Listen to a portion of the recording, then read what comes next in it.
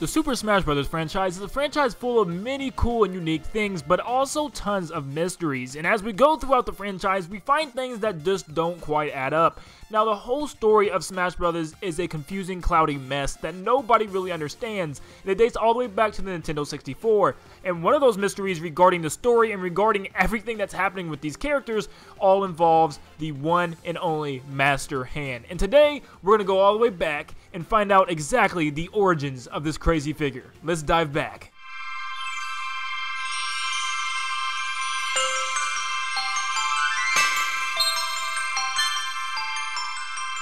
The opening cutscene to Smash Bros. Games of today was nothing like it was back on the 64. For Super Smash Bros. 64, the trailer was different. It was more of a calming, peaceful, eye-opener to what this game is about. And this is the very first time we see Master Hand in action.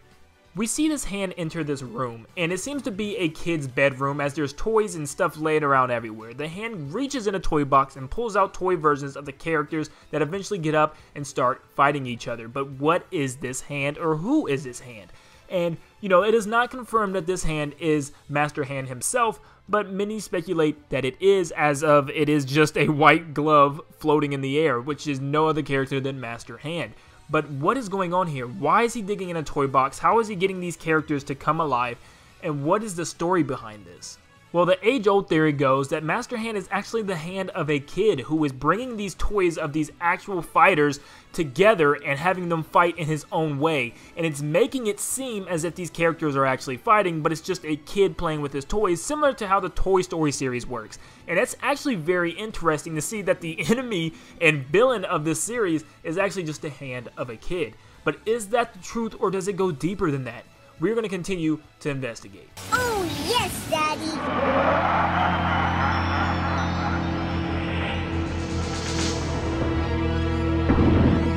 So at the beginning of the fight, you can clearly hear that this is not the voice of a child. The voice is deep and diabolical-like, and it's just like, what kid laughs like that? I mean, listen.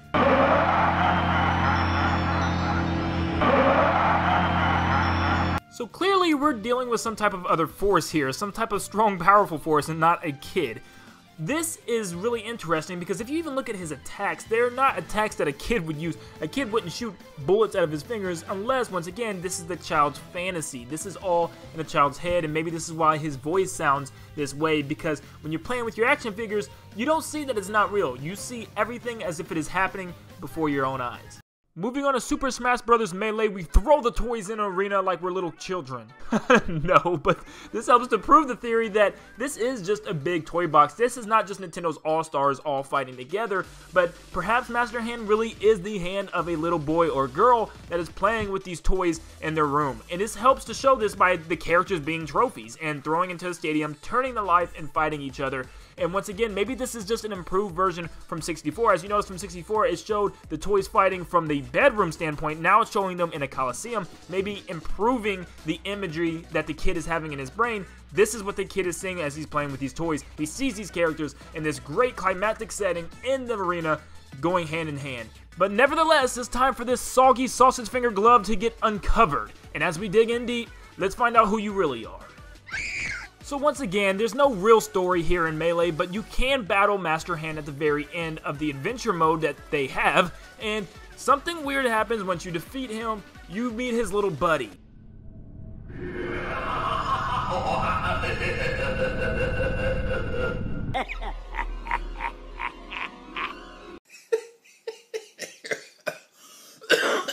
Oh yeah, that's right, little Jimmy develops a cold and it gets into his mom's whiskey a little bit. And in comes Crazy Hand. That's right, it's not Master Hand anymore, it's Crazy Hand. The left, stop, that is not a Smash Ball. Hand, the counterpart, and now they're together to form one. What is going on? Where did this come from? I don't know. It's just weird Crazy Hand that flops around and wiggles every time it's not moving. I mean, look, it just stands there and wiggles his fingers. Look, just wiggling, wiggle, wiggle till you drop.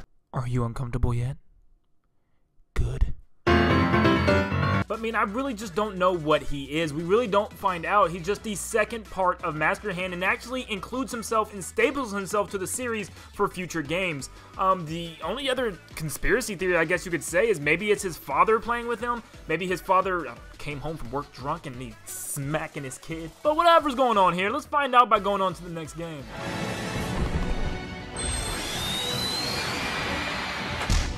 So with Super Smash Bros. Brawl, it's a continuation. We start to see more progress. We see more, adventure mode, more characters, and we start to see more inspiration. It's as if the kid is getting older and getting wiser by each series that comes out.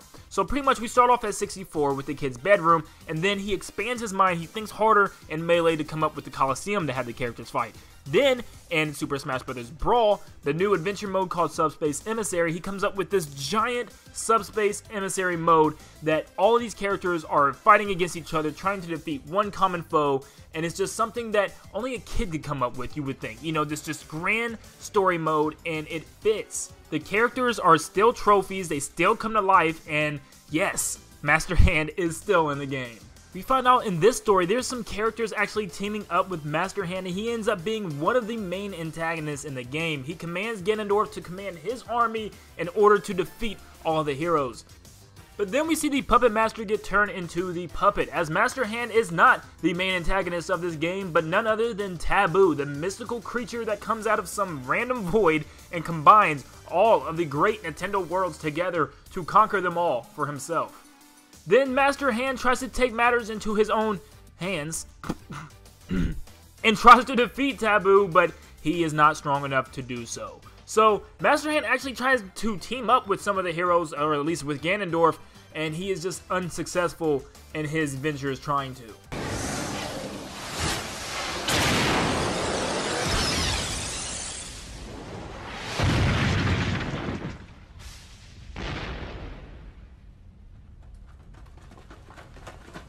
So Taboo is strong enough to even defeat Master Hand, and considering that we're thinking Master Hand is the child's hand, who the heck is Taboo? Now, I had a theory, what if Taboo was the actual kid himself, but that wouldn't necessarily make sense, because why would he control and kill his own hand, his own person?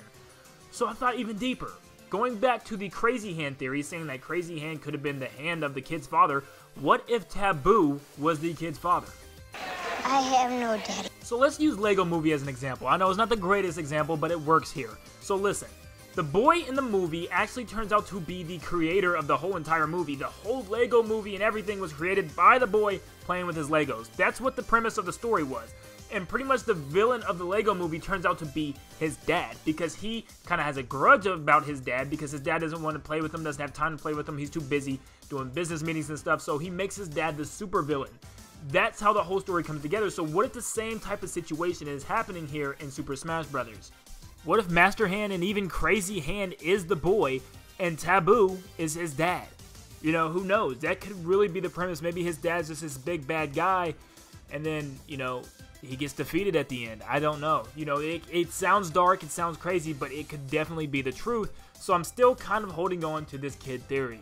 It also explains why Taboo has the power to turn every single character back into a trophy form. It just makes sense. Maybe he's taking the toys away from his son because he's angry, and the kid is trying to get one of his toys back one at a time, until he got his whole roster back, and he's gonna, defeat his dad in this imaginary game that he's creating. It's deep when you think about it, but just think about it. So for the most part, Smash Wii U and 3DS didn't really do anything special, at least until you got to the end of Classic Mode. There's still the trophy trope, everything with that is still in there, but there wasn't a main story. But there was a special boss at the end of Classic Mode that kind of changed the way we thought of things. So here is the grand change that we're going to get with Master Hand and Crazy Hand, because we get to see what's actually inside.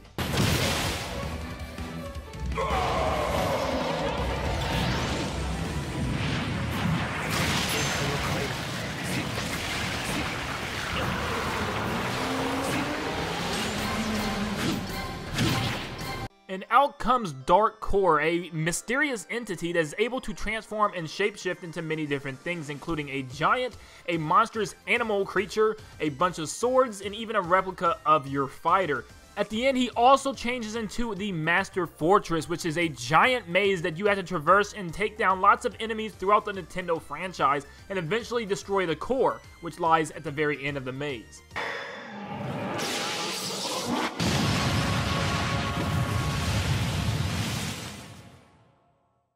So who was Master Core? Was he always in Master Hand this whole time since 64? Is he just some type of magical being that got inside the glove at some time? I really don't know. We just can't tell. Maybe this is why the hand can always move and stuff, and maybe this represents the kid himself. That he's in the glove controlling everything. He is the puppeteer, the puppet master. Maybe it's his spirit in the glove, he's controlling everything. Or maybe it's just a nasty hand wart that came out. Oh my goodness! So before we compile all the facts together, let's go to Super Smash Bros. Ultimate, where we see the unthinkable. Thousands and thousands of hands everywhere. Master hands all over the place. And this is never really explained until at least maybe the end. Maybe have kind of a theory. Why are there so many Master hands? Is the kid having a party and all the kids are coming to play or something? We don't know. But we see that there's a powerful presence here, more powerful than the hand himself. Galeem, another powerful being, which kind of throws the whole taboo thing out of the water, and it just really kind of messes it up. But all of the hands rip open in this scene. They rip open, and the lasers from the hands, the energy from the hands, consume into Galeem, so Galeem can fire the lasers at the heroes. So what does this mean? It's simple.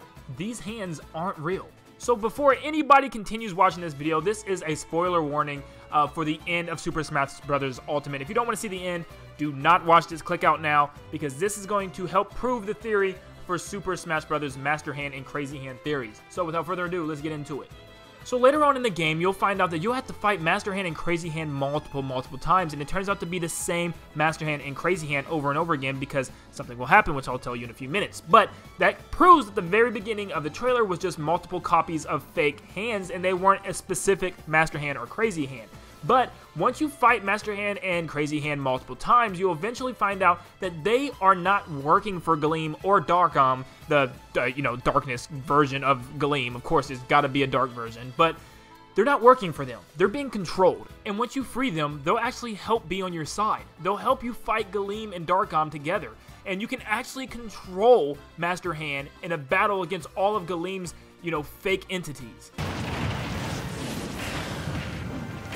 Also, one thing to mention, that this game doesn't go off of the trophy trope. Instead, it goes off of spirits. And maybe this is just another version of the kid's story. Maybe he's just thinking of, another thing to do. His toys aren't toys anymore. Maybe he sees them as spirits of the actual characters. And this still confirms that maybe these characters aren't the actual fighters. And this has always been a theory, but it's looking to be more and more true. So let's take all of our facts and put it all in one place so we can figure out what's really going on here. So far we have Master Hand, Crazy Hand, Taboo, Master Core, and Galeem and Darkon. We know that Taboo, Master Core, Galeem, and Darkon are all super powerful entities that came into the Smash universe to destroy all the characters, but why? And if you notice, they all had control over Master Hand and Crazy Hand at some point. And why did they need to control them? Well, Master Hand and Crazy Hand are the big baddies of Smash Bros, at least from the very beginning. But why? Were they always bad? Are they even bad at all? Or were they always being controlled? Were they always under control of Master Core? Or Galeem? Or Darkon? Or even Taboo? We don't know. So it's really hard to say at this point.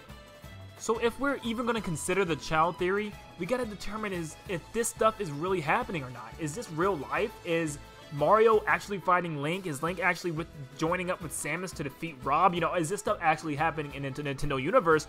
Or is this all in the kid's imagination? Is this all made up? Is this all not true? Are these characters actually the characters, or are they trophies of these characters? Or are they just fake spirits of these characters? We just don't know. So the Smash universe, of course, is full of mysteries, and this continues to add to the list. Master Hand and Crazy Hand are some mystical entities that we still just don't know who the heck they are. We could have theories all day long, but at the end of the day, we still just don't know. Maybe one day in the future we'll get a Nintendo game or a Smash game that tells us exactly who they are or where they come from.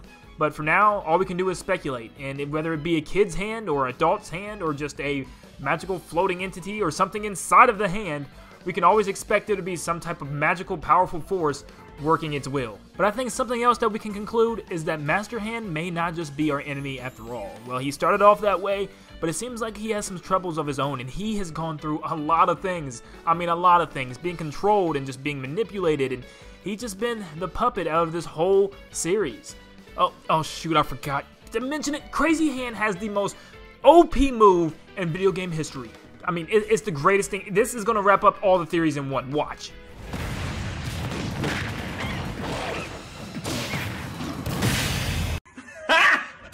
Got it!